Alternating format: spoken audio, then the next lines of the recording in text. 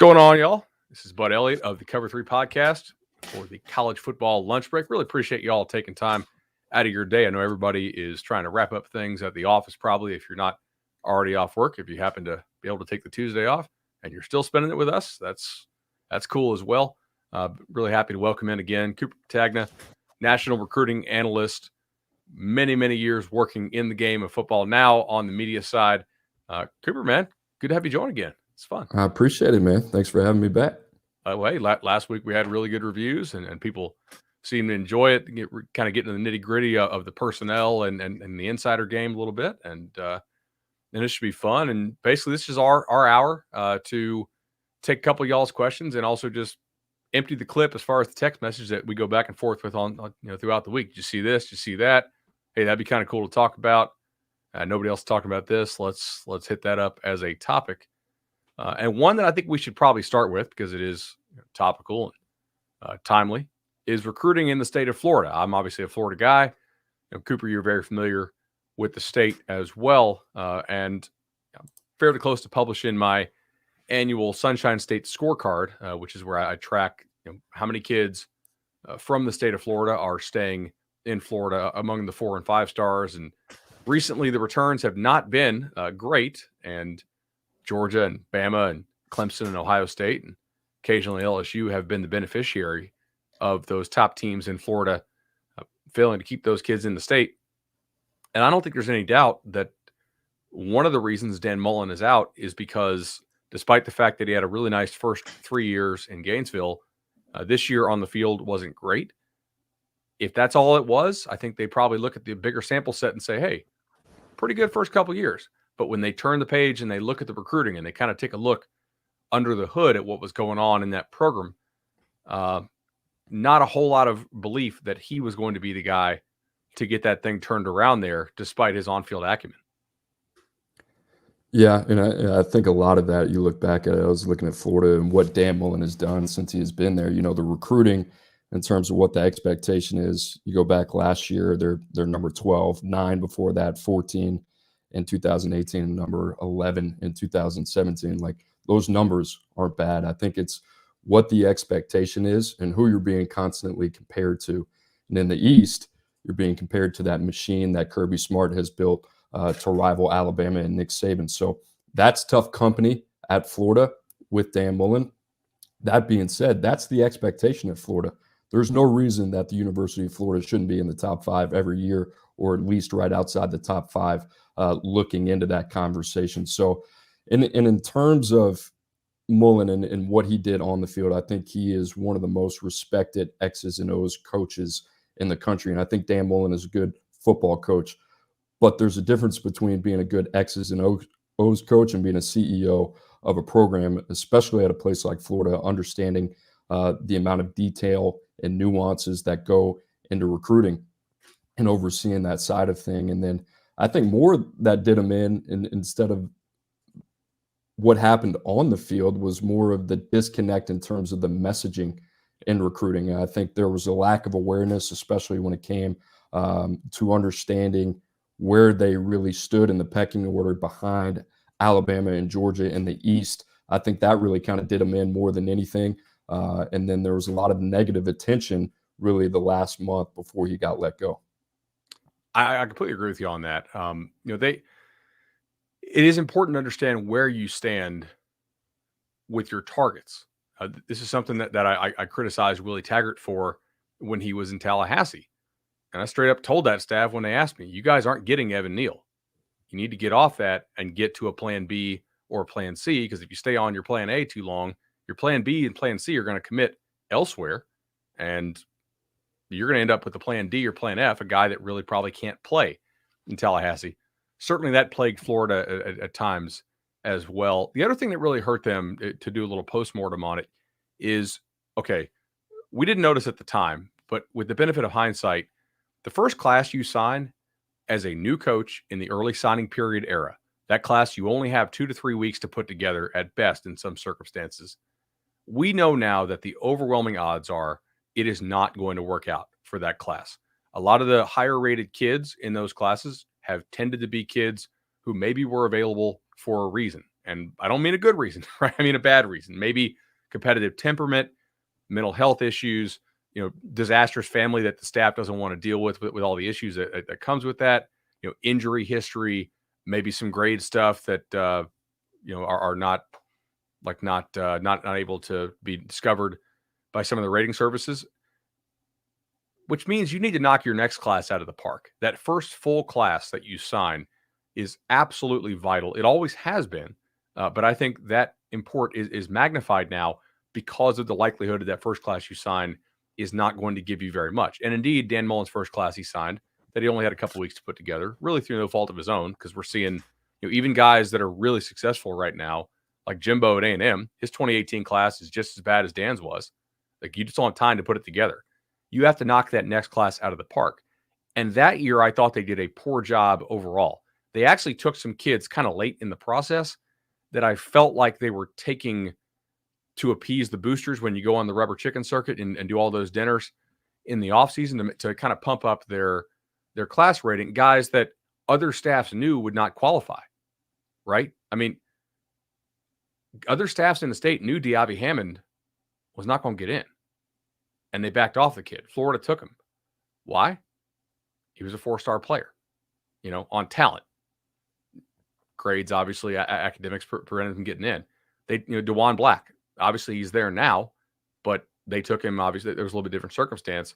They never got Wilson into school.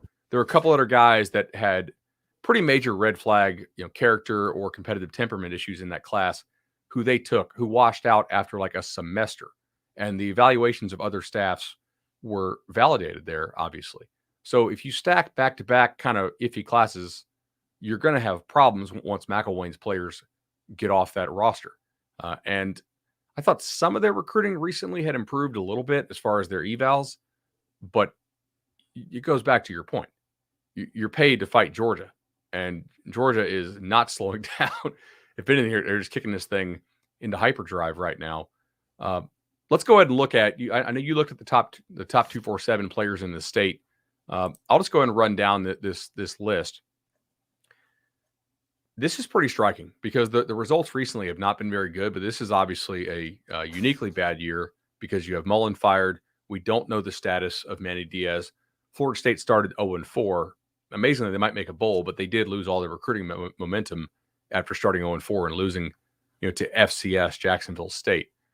So I want to focus mainly on the kids who are actually from Florida because we fold in IMG players into our ratings for the state of Florida, but my research shows that most of the time, the IMG kids who are from out of state and particularly from out of region are likely to return to their home region, typically.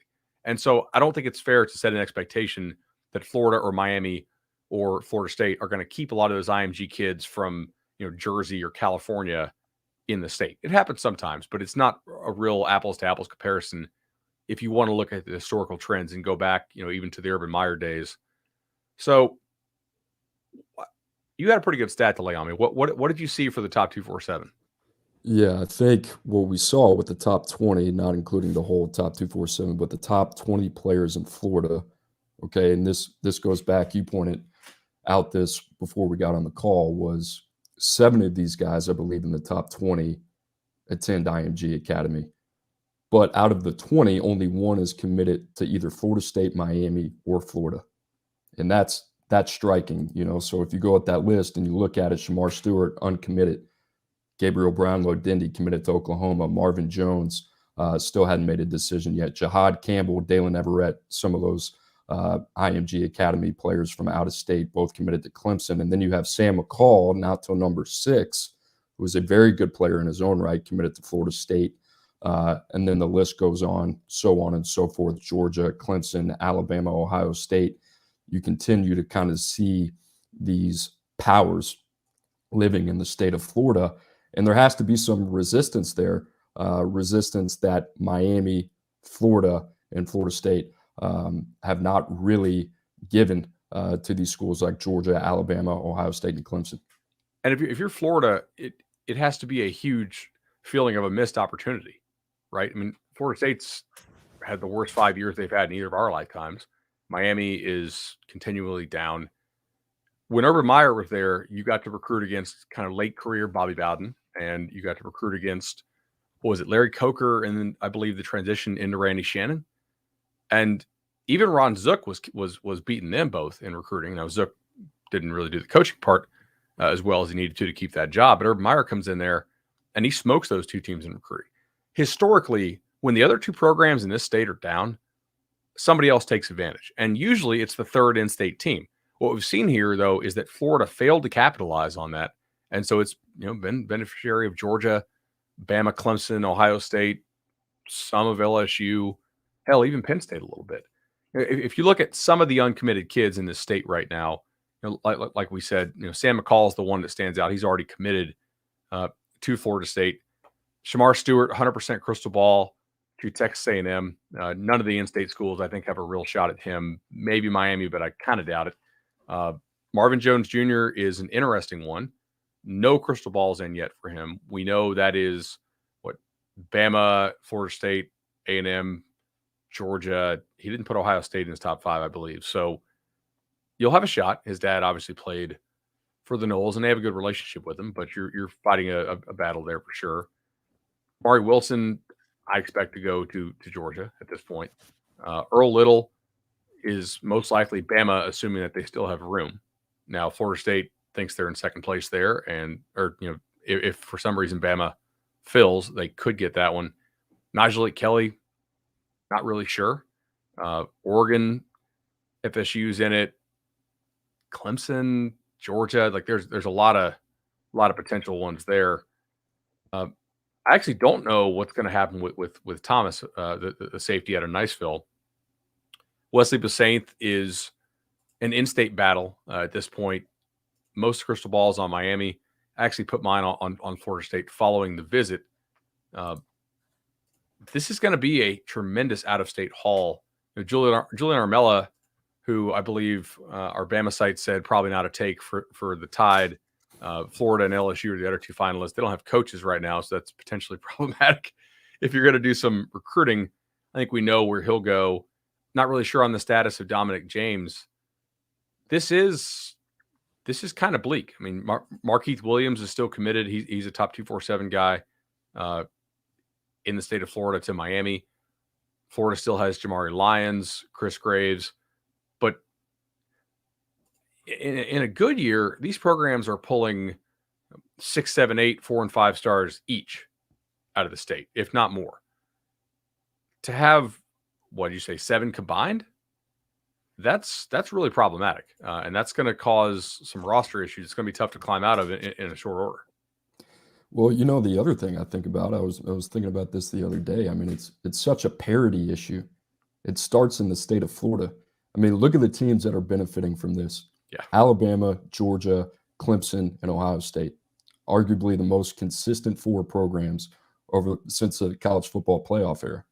And they're coming into a talent-rich state with very little resistance from Florida, Miami, and Florida State. And that's an issue for everybody else. And we talk about parity, but to me, in terms of roster construction, where it starts in the state of Florida. I mean, you look at Isaiah Bond, decommitted from Florida yesterday, crystal ball towards Alabama. The rich get richer. That's a top 100 player in the top 247 for Florida in their class. Shamar James, decommitted. Another guy, the corner, Humphrey from Texas, flipped to Georgia. UGA, Alabama, these really smart teams who continue to recruit throughout the entire process, they understand it. They understand that these teams are kind of wounded ducks and they're vulnerable right now. And it continues to strengthen their grip on the rest of college football. And they understand that. And they've certainly taken advantage of that. But in terms of the parity in college football and where these teams continue to get stronger, I think you look at Florida, and with those 3 teams down, much as like we were talking last week with Texas A&M, part of the reason that they're having a great class, not to take anything away from them, they're doing a fantastic job of taking away from Texas and LSU right now. And part of taking this next step as programs and continuing to build a winning, sustainable model is you have to take advantage when your opponents are down. And a lot of these teams, like we talked about in Florida, whether it's in Louisiana with LSU, the teams out there who find themselves in the mix year in and year out understand this, and have done a great job capitalizing on it. They really have. And if you look at a lot of the candidates that are being mentioned, Swamp 24/7, great job so far with all their VIP insider access stuff. Basically, to a man, everybody that Florida is looking at has a reputation as a very strong, organized recruiter. Billy Napier has a very strong recruiting reputation.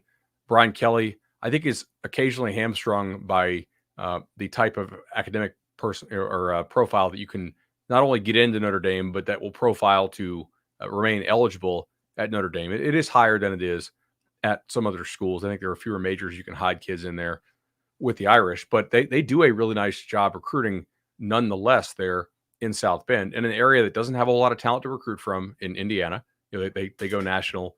They evaluate kids pretty well, and they certainly recruit to their brand.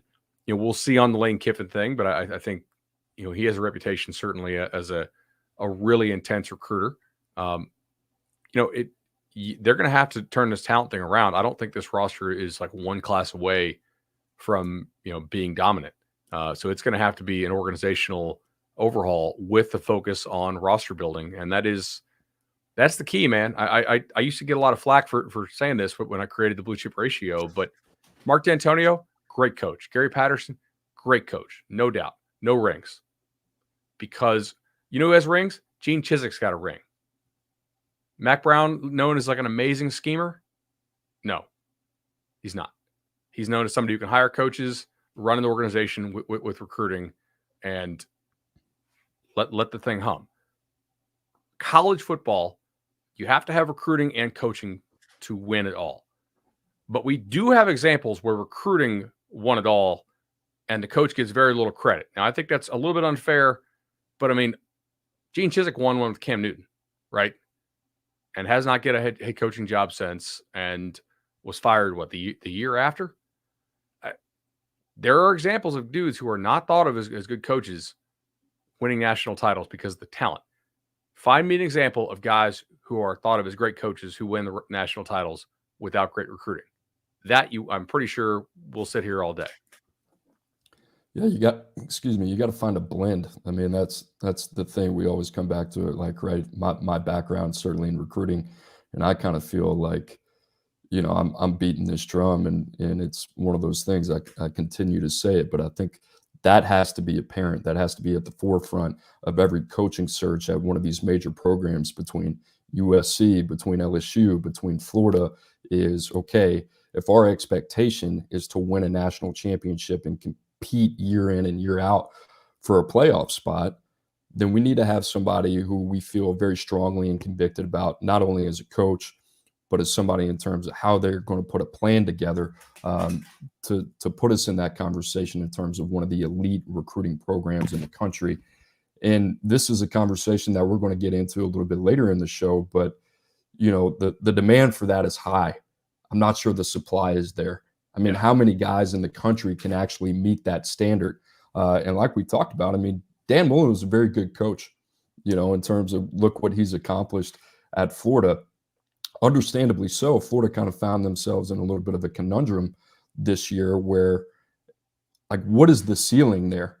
They obviously have a higher expectation for what should be achieved there.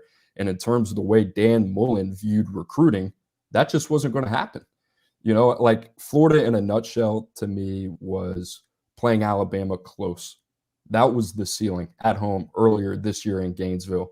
And people saying, wow, I remember them coming off that game and saying, wow, the future in Gainesville is bright. That was the narrative. Yep. The next week they go on the road, I believe, and lose to Kentucky. Yeah. And that just goes to show the spectrum in terms of roster building.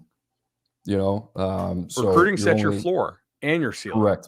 Correct. And you're only as high as that ceiling and only as low as that floor. So I think that's one of those things. I get it. I understand it. I understand how that can kind of grow ad nauseum to fan bases who keep hearing that personnel should be at the forefront. But you get what you emphasize. And if you don't emphasize recruiting, at some point in time, that's going to show up. I also think that it is important to point out what we're saying as far as, personnel needing to be at the forefront is really important at the very top of the sport. I honestly believe that you can recruit like fit and scheme guys if you are maybe like not a top 15 type program. If you're more in that like 20 to 50 range, you want to consistently like maybe win a weaker division like the Big Ten West or something like that, right? And you don't have access to that elite talent. The new Big 12 is another example. Like nobody in there profiles as an elite recruiter, although we did a show last week talking about TCU could, with the right guy, really tap in to that Dallas Fort Worth market even more than they already do. In my opinion, at the very top of the sport, I don't want guys that fit my system. I need to fit my system to the very best talent I can get, because the guys who are winning the top. Now, it's not saying like be system agnostic. Clearly, like system matters some, but the very best teams are not sacrificing on talent to find scheme fit. You know what I mean? They are going for the very, very, very best athletes and fitting their scheme to that. That's what I've observed, at least. Like if you go down a little bit, that's where I think the differentiation comes, and you can focus a little more on scheme. And that's a question always you're going to have for some of these guys, including maybe a Dan Mullen, right, who did a great job of recruiting to his scheme there at Mississippi State. Not always very high recruiting rankings. It didn't translate quite as well to Florida. Florida expects you to not be going after diamonds in the rough, every one. The diamond in the rough, who's the 23rd guy in your class? Awesome, man. That's cool. Talk about that at the booster event. Those first couple kids need to be 4- and 5-star players for sure, and pretty much down the roster as well. 110%. We always had that conversation at Washington. Is like, we talked about, we went to 3 straight New Year's Six bowls. Before I got there, we played Ohio State in the Rose Bowl, and then the conversation is like, okay, how do you go from good to great? We want to compete nationally. In all 3 of those games, they kind of told us something. You played Alabama really well in the first half of that playoff game, and then Alabama in the second half adjusted and kind of let the talent take over, right? Penn State was kind of outdueled in the first half, came back, played them really well in the second half, and then Ohio State, first half of that game, you're down 21-3 at halftime. So you kind of see the discrepancy there in terms of the roster composition and the talent gap. And I think those are always really interesting conversations. How do you take that next step? And I think that comes down to, like Washington and Oregon. We had those conversations. What's different between those two? Well, Mario Cristobal is really good at acquiring top-end talent in that conference. He's doing something that nobody else is doing, not even USC. So what that does is when you increase that top-end talent, it raises your margin of error. And for us, when you have dynamic playmakers, I remember the first time we played Oregon, and you're going up against Justin Herbert. You're going up against some of these athletes that are now playing in the NFL. And that was one of those things, is you don't have to play a perfect game when you have players like that, that can go out and do special things throughout the course of a game that are going to change the result of that game. And I think in reality, that has to be the mindset for a lot of these coaches and a lot of these programs. Look, I'm confident in myself as a coach, as a play caller, in terms of developing a culture. If I go out there and get the right guys that are going to go out there and going to make me look a lot better, and my margin for error as a coach then is going to be significantly lower, because I got the guys out there that can go out there and impact a game. And I don't think a lot of coaches think like that. I don't. I think it's vice versa. I think it's, give me the clay, I'll mold it to the level that I think we can sustain it. And that's not the way to look at it, in my opinion. Plenty of these guys. I know plenty of these guys. They're all cocky to some extent, because in order to get where you've been, you have to have an incredible belief in yourself. You have to make a lot of sacrifices to get where they've been. And there's going to be a great belief in their ability to coach and mold these guys, and there's a certain humility to it, to do, what a Nick Saban or a Kirby or guys like that do. And it's like, look, it's about the players. Kirby said it, like I need the players. Yeah, well, the game rapidly is changing. College football is rapidly changing. You have to evolve. The issue is, like you said, is a lot of these guys' greatest strength is also their greatest weakness, and is what is holding them back. Like, what got Dan Mullen to Florida is ultimately probably what pushed him out of the door. Same with Jimmy Lake. Jimmy Lake is an extremely confident personality that was very different than Chris Peterson in terms of being buttoned up and how he would address the media, almost to the point where it was nice. He was a nice compliment to Chris Peterson, who would always tell you the right thing, would never give you any bulletin board material. And then you had a guy like Jimmy Lake who had a little bit of edge to him, but at the same time, going from, and I'm just saying this, everything is examined differently when you're the one in charge. And it's the same thing going from Mississippi State to Florida. The expectations are different. There's a certain type of self-awareness that you have to know and understand and continue to keep your finger on and have a pulse on when you're going and transitioning to a different job. And I think the one thing that is so critical for head coaches is having a really good understanding and awareness of not only what the expectation is, but how the game is changing and how do they adjust their sights to meet that expectation. And not a lot of them, like, I would love to see like what Dan Mullen's process is this offseason. Like what is he going to do to evaluate himself in this process? Is it, hey, Florida gave me a raw deal? That is what it is. I'm going to take my same system, next opportunity I get, and I'm going to plug and play. Or is it going to say, hey, from a humility standpoint, let's look at this from 10,000 feet. What went wrong and what could I have done better? And that's so hard to find. I mean, you have to have the humility to open yourself up to constructive criticism. That's a really hard thing for a lot of these guys who are being paid an obscene amount of money, right? Like, think of the two guys that we were talking about, two jobs that are open. Ed Orgeron was number 2 in the country at $9 million a year. Dan Mullen, number 6 at 7.5. And you're going to tell them what they're doing wrong? Good luck. Exactly right. There's a lot of things that Mullen probably could look at and adjust. And the interesting thing here is he really only needs to adjust them if he ever is going to get another shot at a job that you can win a national title at. I think his process of finding the OKGs, right? My kind of guys our kind of guys for the system that he wants to run works pretty fine at a lot of schools. Now, that's not to say the process couldn't be refined, but if there's going to be a top 10 job, a job you can really feel like you can win a national title at, I think he'd need to change his process a whole lot. I'm not sure that he ever gets that shot, right? I mean, he interviewed for a whole lot of jobs at Mississippi State, and the word in the industry was he was a poor interviewer. And to me, there's no coincidence. The one place that hired him was the place that employed the athletic director who had been his AD at Mississippi State for 7 years. The guy like, hey, I don't need to ace the interview if I work with you every day. I might be a weirdo in an interview, but I can damn sure coach in football. And who knows, maybe the people who were turning them down, like Tennessee, a couple times in interviews, granted their process has not been great recently, to be sure. Maybe they found something and said, I don't know, like this may not work here. This may not work there. Coop, you mentioned something. These coaching salaries, and a lot of people are saying, hey, by the way, Andrew Ivins just reported that Shamar Stewart looking like another. Let me pull it up here. I just saw it on Slack. A little breaking news. Want to give Ivins some love here. He hustles his butt off for us at 24/7 Sports.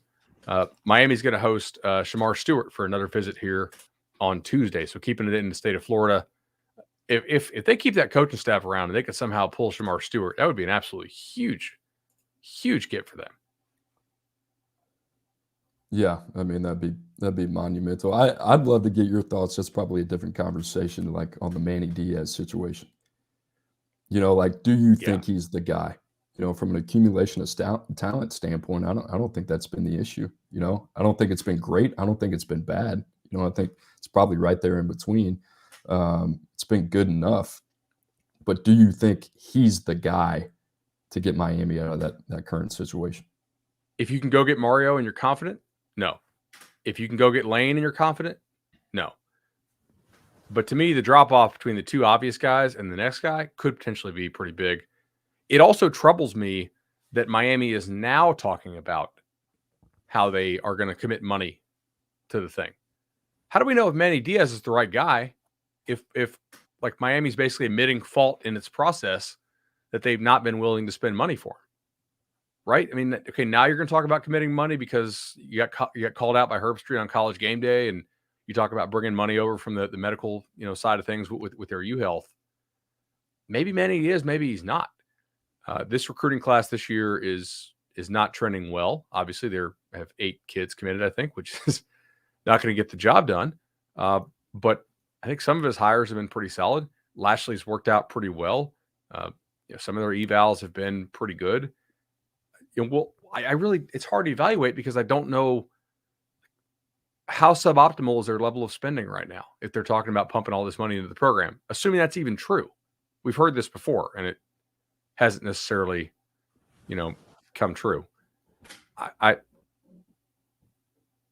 don't know. The devil, sometimes is better than one you don't. If you're confident you can go get Mario, I would switch him out for Mario. I think Mario's a better coach. Lane, I think, would probably do pretty well down there. If it's not those two guys, you could be downgrading. I mean, to me, it's all about how you see yourself, right? I've been saying this for 2 weeks now, but if you're Miami and you see yourself the way that a lot of people see Miami and the alumni base sees Miami early 2000s, and for a national championship contender, playoff contender, I think you have to make that move. But how serious are you about it? Yep. And to me, if I'm Miami, I'm just like you. I don't go past option 1A or 1B. Starts and ends with that. And you make them say no. And I think both of those guys are in positions, if you approach it right, where you'd have a pretty good chance of being able to poach one of those guys.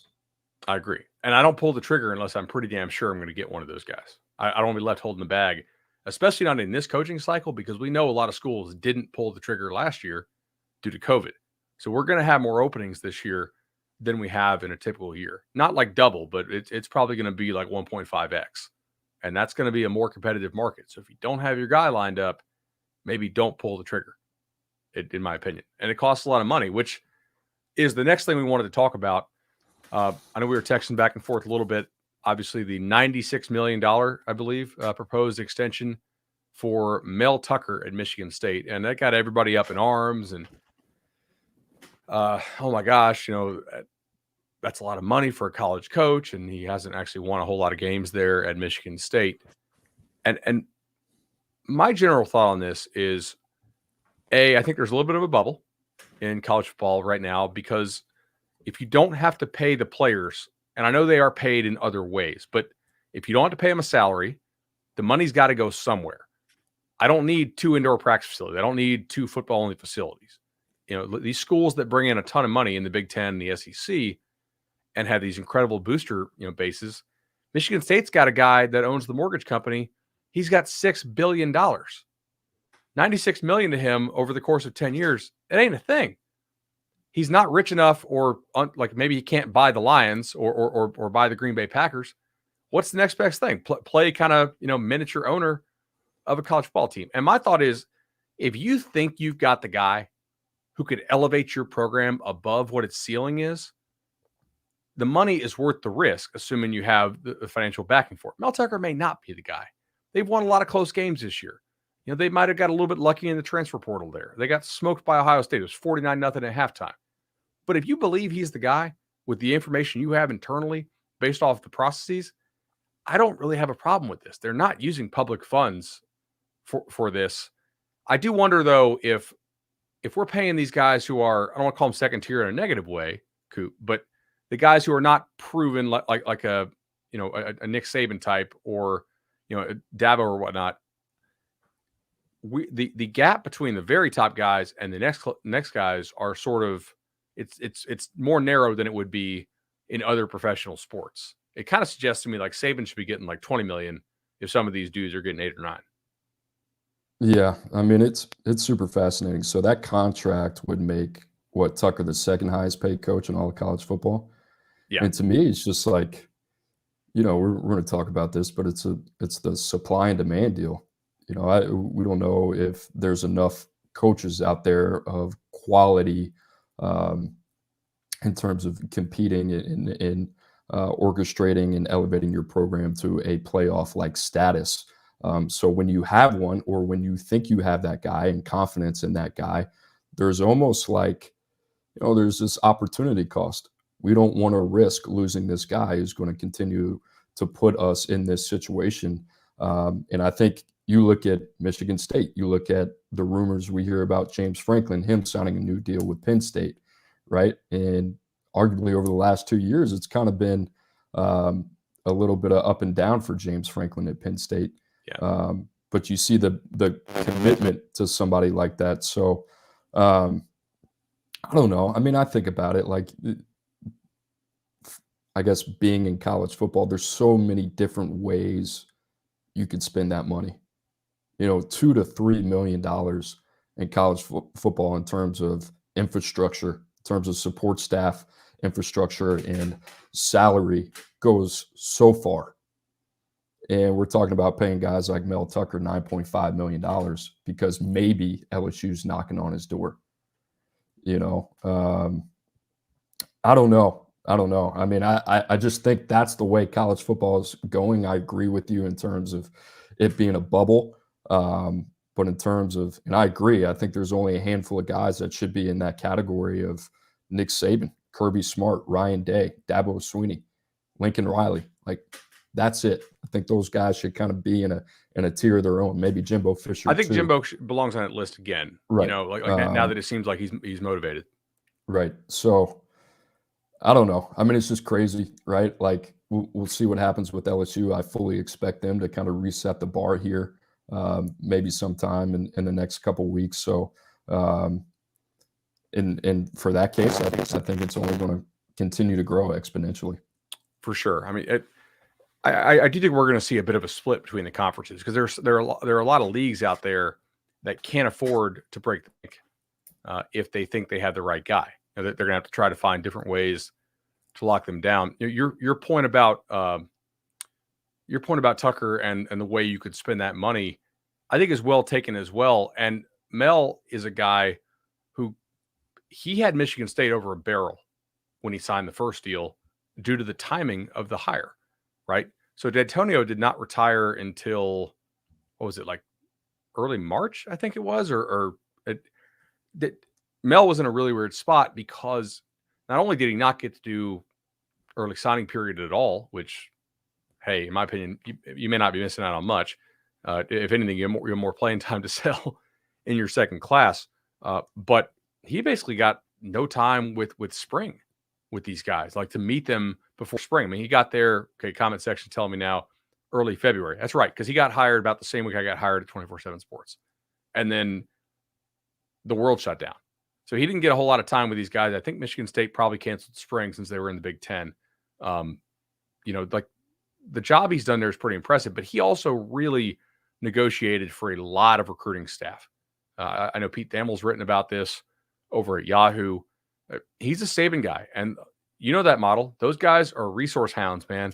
They are constantly pushing for more staff, more positions, more resources. And he basically said, Michigan State, you're going to give me this, you're going to give me that, you're going to give me that, you're going to give me one of the largest salary pools in the nation. Michigan State could be an Oklahoma State type situation with the couple billionaire boosters they have who are willing to spend. There's only 32 NFL teams. Not every billionaire can own one. So, if you really love your school, yeah. And I know comment section going off on Tucker. If you dig into the injury report in that game, like I wish I would have known this before, so I could have bet Ohio State. They're missing their top two receivers. Walker gets hurt. 2 starting offensive linemen. One of their better linebackers is wearing a knee brace. They lose a safety in the game. Like, Michigan State's a good team. They're not a great team. They have no shot of hanging with Ohio State if they're missing all those guys. I think Mel Tucker has done a good job. Like, if you don't think that, your standard might be a little bit too high for this sport. And I do think he's elevated them, even from like a perception standpoint already, and from a resource standpoint. Like, And there's something I admire about a coach who knows and understands and has a plan in terms of what it looks like, and elevating a program like Michigan State, who's kind of been in this purgatory, kind of like in that second tier category. When it all comes together, maybe you can make a run in the Big Ten and you're a 4 seed in the playoffs, right? Like they were with D'Antoni. So, I admire that in terms of him kind of going all in and saying, "Hey, this is what it needs to look like," because you can't half-ass it, right? I Right. mean, that's the difference of the teams that we've talked about, who year in and year out in the college football playoff have positioned themselves in the top 5 or 6 programs in the country, and that's why they're competing for a national championship year in and year out, because they figured that out, and it's not really a question; they just get it done. And everybody else who's still trying to figure it out, hey, how we pinch pennies and how do we do this and all that type of stuff, you're not really in it. You're not really in it, Yeah. and it's kind of why I ask these questions like Miami, like, how do you view yourself?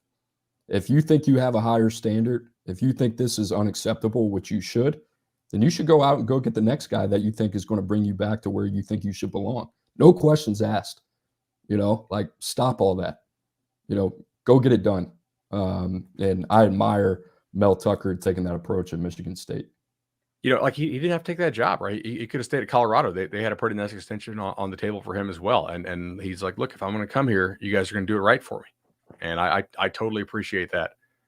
One other thing you brought up about Miami, I know Anthony Manzano in the chat here, an interesting question. He said, hey, if they hire Cristobal as their head coach, do you think he'd bring in elite coordinators and position coaches? And who else would you bring in as the coordinators? I really don't know about the coordinators.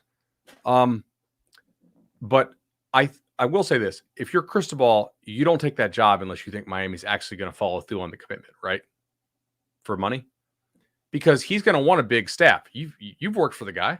I mean, one of the issues that Miami has, and especially USC has, is the cost of living. We touched on this a little bit last week, but as the size of these staffs grow, you can't pay everybody $500,000, right? You have to be able to get some quality people for 60, 70, 80, 90, 100. And 100 in Athens, Georgia goes a really long way.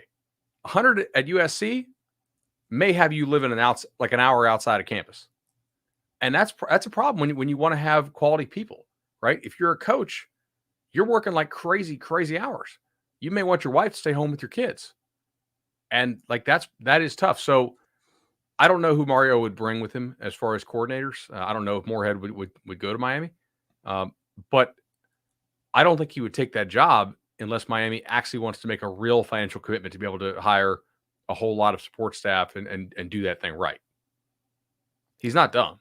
Yeah, no, I agree completely. One thing that I think you can do at some of these places, you talk about USC, you talk about Miami, it's fostering a culture and the perception of saying, hey, this is a good place to be in terms of making the next best move for your career.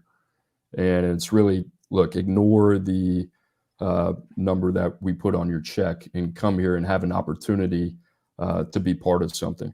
And there's a lot of places, in unique places, like even Oregon's one of those places where you're able to get good people because they understand the power of the O and the brand. I think Miami is one of those places, certainly with the right leadership in place, where that can be one of those jobs where, hey, we're attracting a lot of good people because people understand what this can do for their career and their future outlook of their lives. So I think Miami can certainly be one of those places. It's an unbelievable place to live. Obviously, the cost of living is something that you're going to balk at a little bit before moving down there. But I think there's no doubt Mario could certainly make that a sexy place to go work.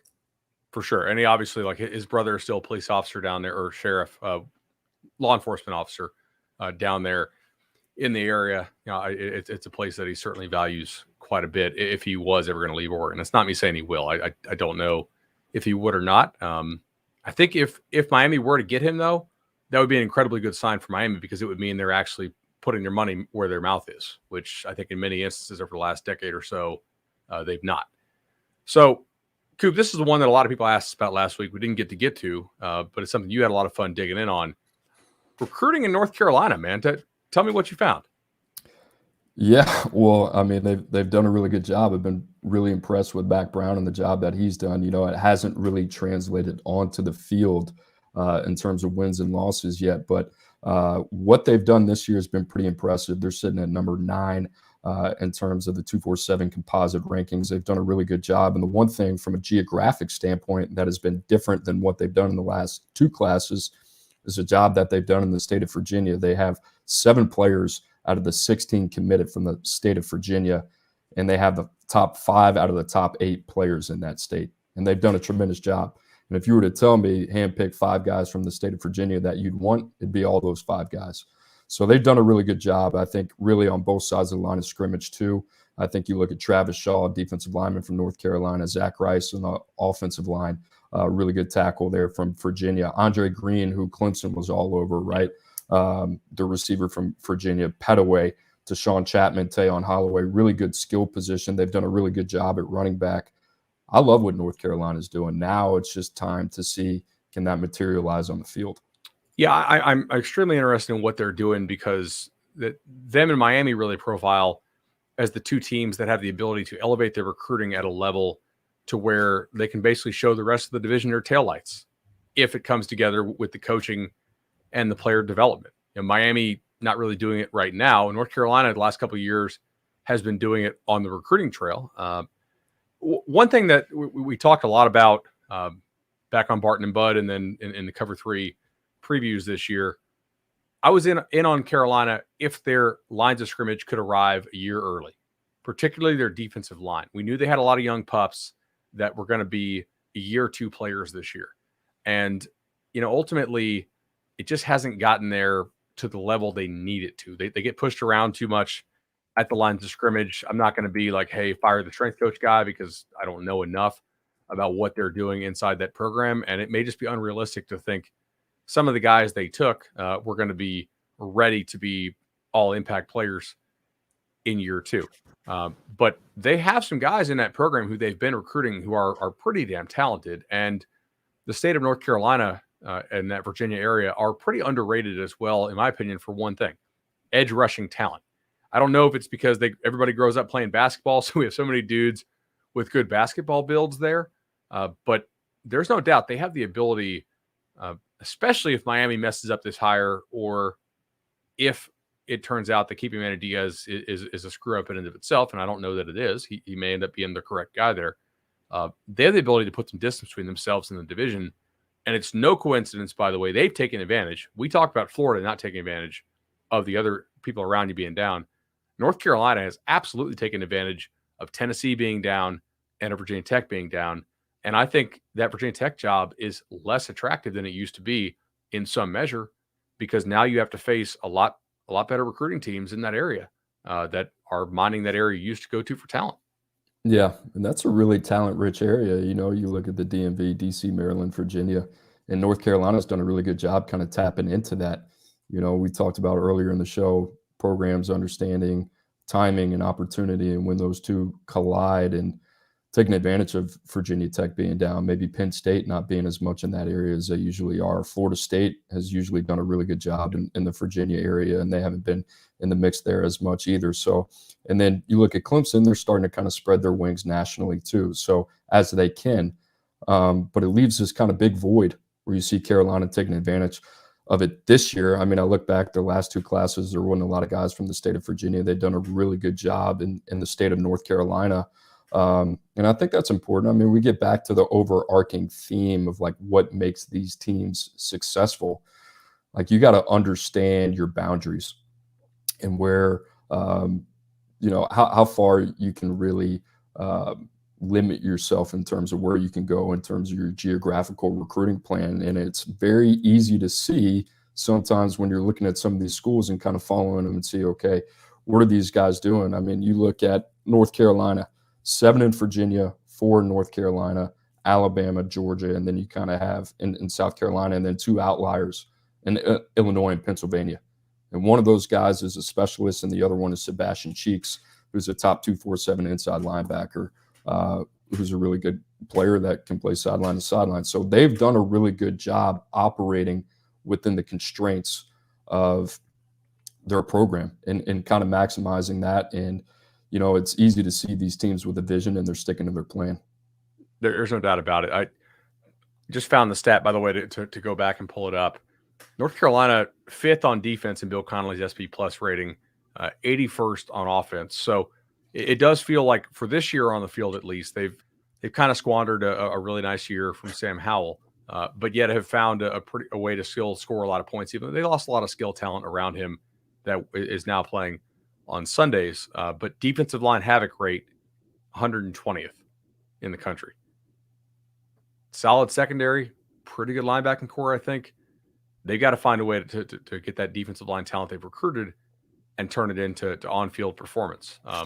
But man, like they're putting the building blocks in place. It's going to be up to the staff now to develop those guys, which I assume they will. That's I don't know. I don't know if they actually took as big of a step back this year as people thought they did. It does make you wonder a little bit if they missed a window, which this division seems pretty winnable this year. And they were not able to do it. Losses at Virginia Tech to open the year, who fired their coach. Loss at Georgia Tech, who's going to go 3-9 or 4-8 this year. Really not competitive loss at Georgia Tech. They lost by 23 in that one. Florida State beat them by 10 in Chapel Hill. They were fairly competitive against Pitt, in that rain game.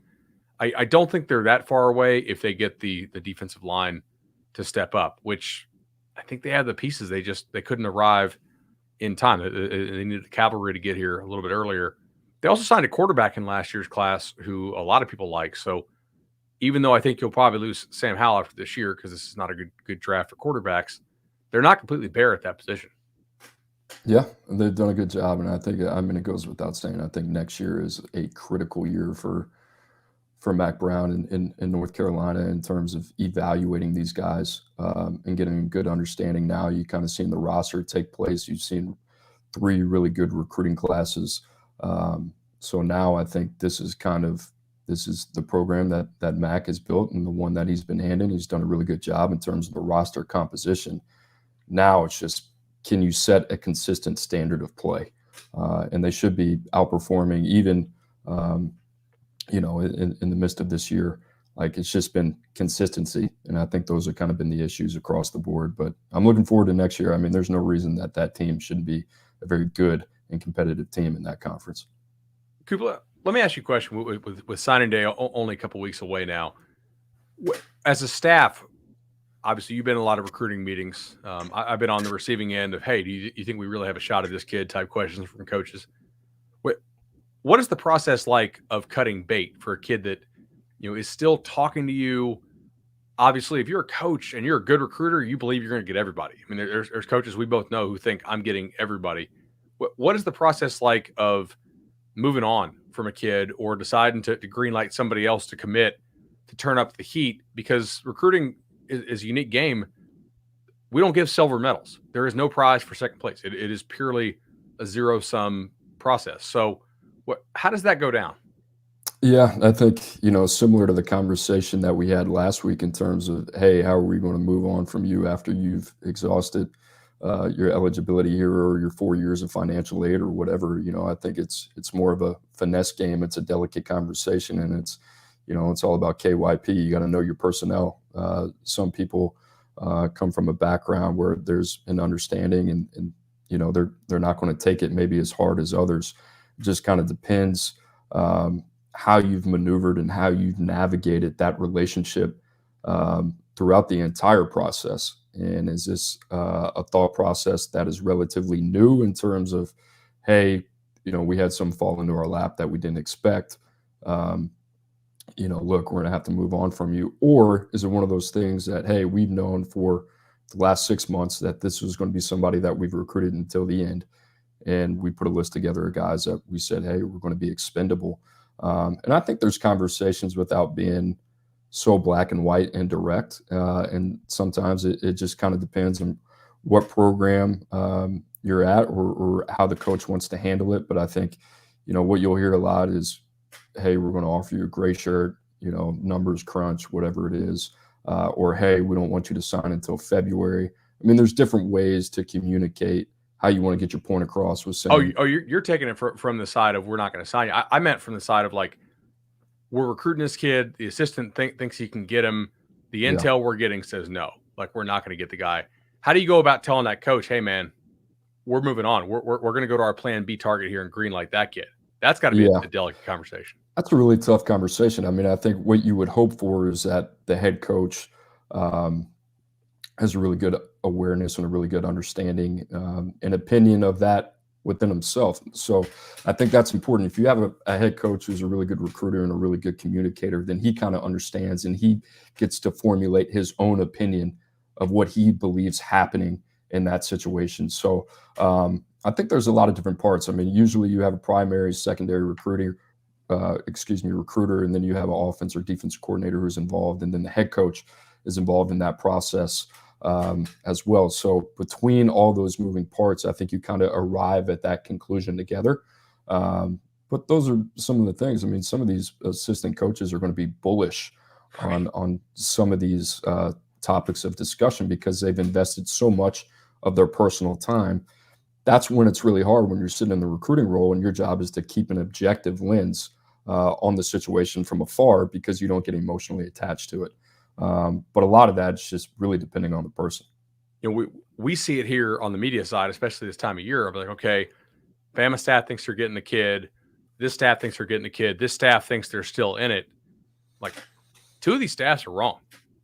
So somebody is missing a key piece of information here. Like, I could see maybe, it coming down to two, but like when you got three or four staffs thinking we're really going to get this kid, somebody usually has the lead, whether or not you know it or not. And I think it is a real skill, man, to be able to like have the foresight to bow out of a race when you realize you're probably going to finish second at best and get on a plan B in time as opposed to having to drop down to like a plan C or a plan D target, which you don't really have to go plan D anymore because of the portal.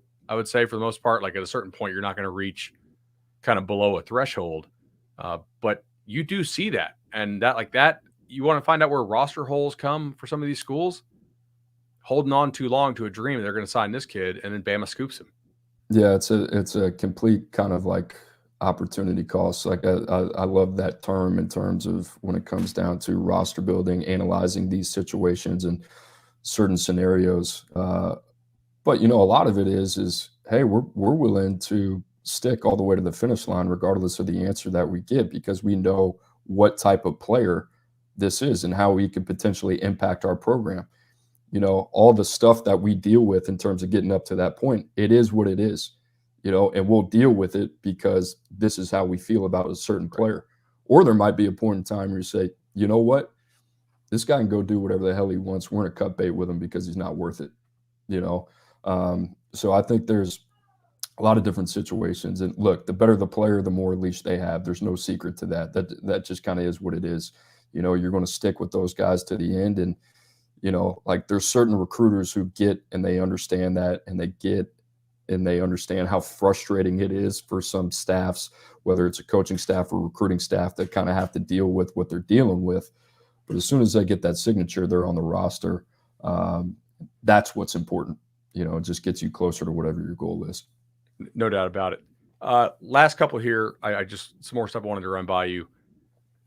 With the transfer portal now, how aware are you of taking kids onto your roster who may be going to you because you're their best option, because some of their other options closed up, but you don't really feel like they're necessarily, all that jazzed about you, right? Maybe you have a kid who's got a top four and like internally we know that he's not actually a quote unquote a take at these other three schools. Are you worried about the increased portal risk for a kid like that? Yeah, sure. I mean, I think all of it you have to evaluate kind of in a case by case situation for how you're looking at these guys. I mean, the portal is so fascinating to me in terms of all the dynamics that go into it. But there's situations for places that I've been in the past where maybe you're not their number one option, and vice versa. But the fit makes sense, Right. And then I think. Your role is to really get them to understand it, and it's crazy how you recruit somebody in the portal versus how you recruit somebody in high school. I mean, it doesn't even feel like the same thing. It feels like you're having a conversation with more of a free agent in terms of saying, "Hey, you're coming in on fit, like not worried about photo shoots, all that type of Yeah, stuff." no, And it's like, look, you're coming in day one. This is who you're competing with. It's a very bottom line type of conversation. So, I think for them, they're just trying to find whatever it is that they were missing at the last place that they enrolled. So whether it's PT, whether it's a path to the field or a situation that benefits them, or a coach that they have a relationship with, whatever it is, you just try to tap into that. no doubt about it. Coop, man, pretty good numbers today. Had a couple hundred live viewers. I'm sure we'll do a bunch more on the replay. We'll chop this thing 7 ways for Sunday. You got Thanksgiving plans? I do. Back home in Louisiana, man. So can't complain. Life is good. Nice. Shout out to Dan if you're watching this. My wife's grandpa, he turns 90. Lives in Baton Rouge. She's about 8.5 months pregnant, so she's not able to travel right now. But it's killing her. She can't be there back in Louisiana with him. And I mean, I miss that dirty rice. That would be eat a little bit of that for me. That stuff's There you go. that's pretty serious, man. I gotta watch my weight, dude. Dude, Seriously, like every time if I I come lived there, home, I'd be 400 pounds. I'll probably gain 10 pounds in about a week. Oh man, I'll get back to you next week. We'll see how I'm looking. Got to make weight. All right, buddy. Yep. All right, man. All right, Appreciate see it. ya.